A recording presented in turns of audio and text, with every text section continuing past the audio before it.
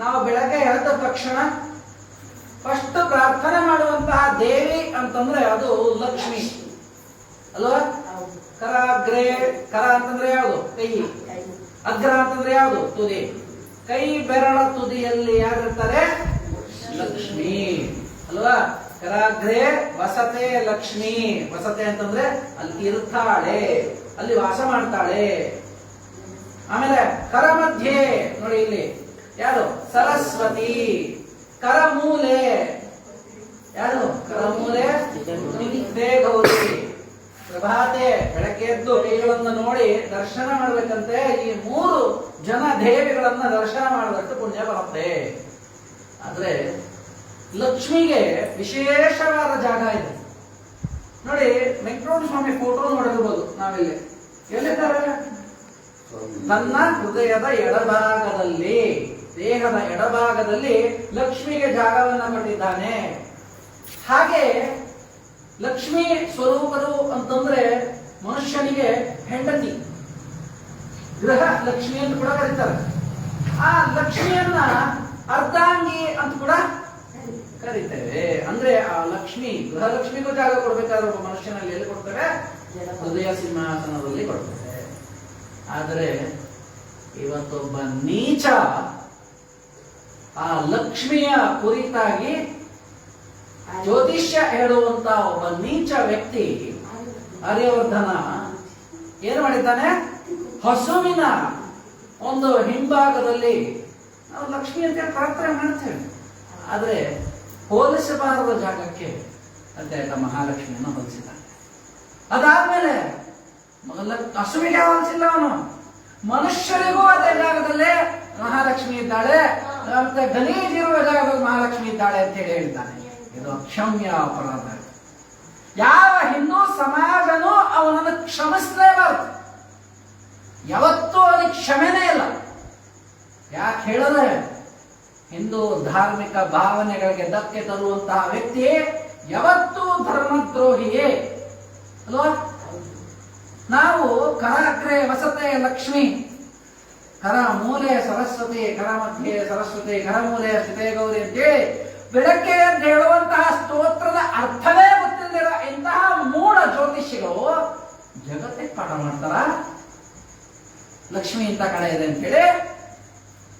ಇಂತಹ ನೀಚ ನಿರ್ಲಜ್ಜ ಇಂತಹ ವ್ಯಕ್ತಿಗಳು ಪಾಪಿಗಳು, ಧರ್ಮದ್ರೋಹಿಗಳು.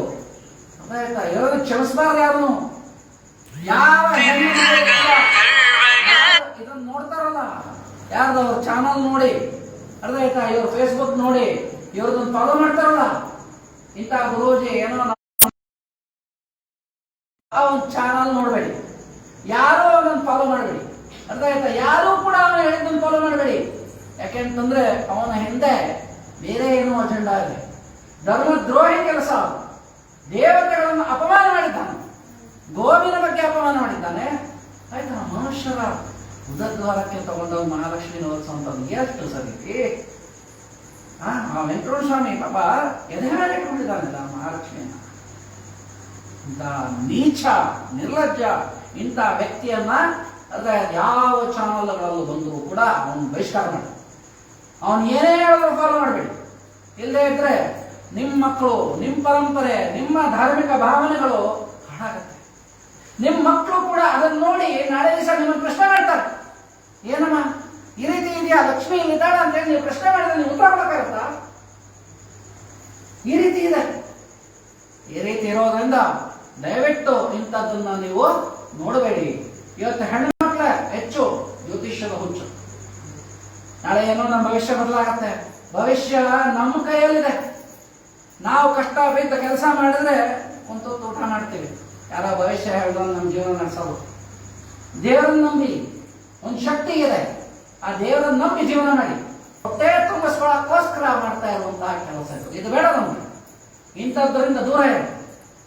ಯಾವ ವ್ಯಕ್ತಿಯನ್ನು ನಂಬೇಡಿ. ನಾ ಹೇಳ್ತಾ ಗುರುಗಳ ಮುಂದೆ ಹೇಳ್ತಾ ಇದ್ದೀನಿ ಇವತ್ತು ನಾನು. ರಾಯರನ್ನು ನಂಬಿ, ಗುರುಗಳನ್ನು ನಂಬಿ, ನಿಮ್ಮ ಕುಲದೇವತೆ ನಂಬಿ, ಧರ್ಮ ನಂಬಿ. ನಾವು ಮಾಡುವ ಧರ್ಮವೇ ನಮ್ಮ ದೇವರು ಅಲ್ವಾ? ಧರ್ಮೋ ರಕ್ಷತೆ ರಕ್ಷಿತ. ನಾವು ಧರ್ಮವನ್ನು ಕಾಪಾಡಿದ್ರೆ ನಮ್ಮನ್ನು ಧರ್ಮ ಕಾಪಾಡುತ್ತೆ. ಅರ್ಥ ಆಯ್ತಾ? ಇವತ್ತು ಆ ವ್ಯಕ್ತಿ ಅದೇ ಪೂಜನೀಯ ಭಾವದಲ್ಲಿ ಹೇಳ್ತಿದ್ರೆ ನಮಸ್ಕಾರ ಮಾಡ್ತೇವೆ, ಅದರಿಂದ ಅನುಗ್ರಹ ಸಿಗತ್ತೆ. ಮನೆಯಲ್ಲಿ ಅರ್ಧಾಂಗಿ ಯಾರು? ಮನೆಯಲ್ಲಿ ಲಕ್ಷ್ಮಿ ಇದ್ದಾಳೆ, ಗೃಹಲಕ್ಷ್ಮಿ ಆಗಿದ್ದಾಳೆ. ಈ ರೀತಿಯಾದಂತಹ ಧಾರ್ಮಿಕ ಭಾವನೆ ಅವನು ಹೇಳಿದ್ರೆ ಕೈಗೆ ಮುಗಿಬೋದಿತ್ರಿ. ಆದ್ರೆ ಅವನ ಧಾರ್ಮಿಕ ಭಾವನೆಯನ್ನ ಕೆಡಿಸುವಂತಹ ಇದನ್ನು ಹೇಳಿಕೆಯನ್ನು ಕೊಟ್ಟಿದ್ದಾನೆ. ಇವತ್ತು ಅವನ ವಿರುದ್ಧ ಎಲ್ಲ ಕಡೆಯಲ್ಲೂ ದೂರುಗಳು ಕೊಟ್ಟಿದ್ದಾರೆ, ಕಂಪ್ಲೇಂಟ್ ಆಗಿದೆ. ಇವತ್ತು ನಾವು ದೊಡ್ಡಬಳ್ಳಾಪುರದಲ್ಲೂ ಕೂಡ ಇವತ್ತು ನಾವು FIR ಮಾಡಿಸಿ ಅರ್ಥ ಇವತ್ತಾಗಿದೆ ಎಲ್ಲರೂ ಕೂಡ. ಇವತ್ತು ದೊಡ್ಡಬಳ್ಳಾಪುರದಲ್ಲೂ ನಾವು ಮಾಡ್ಕೊಂಡು ಬಂದಿದ್ದೇವೆ. ಇಂಥ ವ್ಯಕ್ತಿಗಳನ್ನು ನೀವು ನಂಬಬಾರದು ಅಂತ ಹೇಳಿ ನಾನು ಮಾತನ್ನು ಮುಗಿಸ್ತೇನೆ. ಜೈ ಶ್ರೀ